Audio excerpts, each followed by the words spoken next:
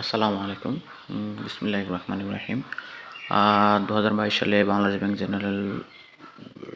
Bank জেনারেলের পরীক্ষার একটা অঙ্ক নিয়ে আলোচনা করব। সেটা হলো অঙ্কটা ছিল এরকম যে একজন সেলসম্যান প্রতিদিন ৳250 মজুরি পায় এবং তার বিক্রয়ের উপরে 15% কমিশন পায়।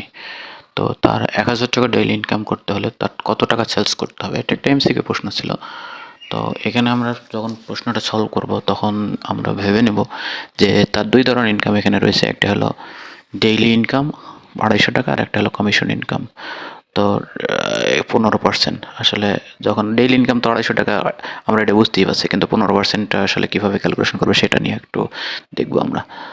তো 15% বলতে আমরা আসলে কী বুঝি? 15% বলতে বোঝায় ৳100 কমিশন ৳15 অথবা ৳15 কমিশন হলে ৳100 সেলস 100 ভাগের 15 ভাগ সব অনেক রকমই হয়। আসলে সবগুলোই ঠিক।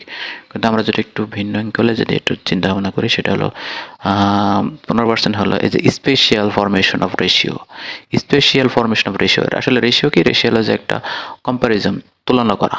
আর স্পেশাল রেশিও বলতে কি বোঝায়? এটা অলওয়েজ 100-র সাথে তুলনা করা, এইজন্য এটাকে বলছি স্পেশাল রেশিও। আর এই রেশিওর স্পেশাল কেন? এটার একটা বৈশিষ্ট্য আছে। 100 নিলে আমার লাভটা কি? 100-র মধ্যে কম্পেয়ার করলে লাভ কি? 100-র মধ্যে কম্পেয়ার করলে 100-র সাথে কম্পেয়ার করাটা মোটামুটি সবার একটা ইজি একটা ধারণা তৈরি হয়। এবং এই রেশিওর আরেকটা সুবিধা আছে, সেটা হলো রেশিওর হর বা লব বা ইংলিশে নিউমেরেটর ডিনোমিনেটর যেটাকে বোঝায়, এটাকে সমান সংখ্যা দিয়ে আপনি গুণও করতে পারেন, ভাগও করতে পারেন বাড়ানো বা কমানোর জন্য। এতে মানের কোনো পরিবর্তন হয় না। অ্যাকচুয়ালি আমরা এই মেকানিজমটা দিয়ে, এই ক্লুটা দিয়েই কিন্তু আজকে আমরা অঙ্কটা কীভাবে দ্রুত সলিউশন করতে হয় সেটা আমরা এখন দেখব। তো এখন দেখব যে তার আসলে কমিশন ইনকাম কত করতে হবে। এখানে 1000-এর মধ্যে ৳250 মাইনাস করলে তার কমিশনের মাধ্যমে ইনকাম করতে হবে হলো ৳750। এখন এই ৳750কে কীভাবে আমরা ক্যালকুলেশন করি সেটা এখন আমরা দেখি। এখন একটা ক্লু আমাদের দিয়েছে 15%। আসলে 15% আমরা বললাম যে রেশিও যদি করি 15/100। এখন এই 15কে আমাদেরকে বানাতে হবে হলো 750। তাহলে 1000 তাহলে কত হবে? তো আমরা 15কে যখন 750 বানাবো আসলে কত গুণ বৃদ্ধি করতে হবে এটা? আসলে এখানে 75 আর 15কে যদি আমরা কম্পারিজন করি 5 গুণ বৃদ্ধি পাচ্ছে।